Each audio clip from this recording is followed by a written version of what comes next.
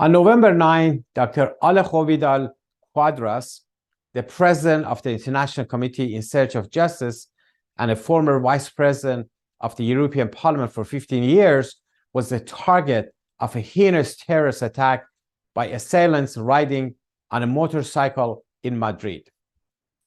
The assassination attempt resulted in hospitalization and subsequent surgery of Dr. Vidal-Quadras.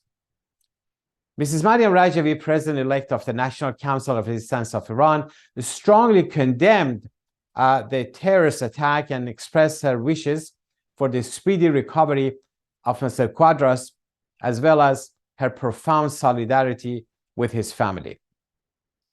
Mrs. Rajavi called for the swift apprehension and prosecution of the attack perpetrators and masterminds. Over the past quarter century, Mr. Quadras has consistently supported the Iranian people's resistance movement for freedom and human rights. He played a key and unforgettable role in the removal of the MEK, Iran's organized opposition, and the principal member of the NCRI from the terrorist list. He was also instrumental in ensuring the protection of the MEK members in Camp Ashraf in Iraq and their eventual safe and collective relocation out of Iraq to Ashraf 3 in Albania.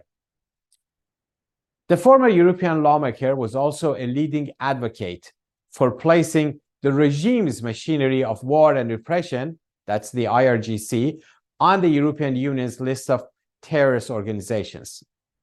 Dr. Quadras was one of the first foreign politicians blacklisted by the Iranian regime, effectively making him a target of Tehran's terrorism.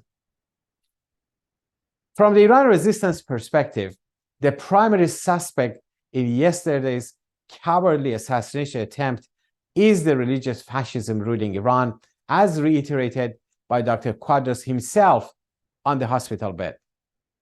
According to the Associated Press, Spain's police were ruling out no hypothesis, including a possible link to the Iran regime.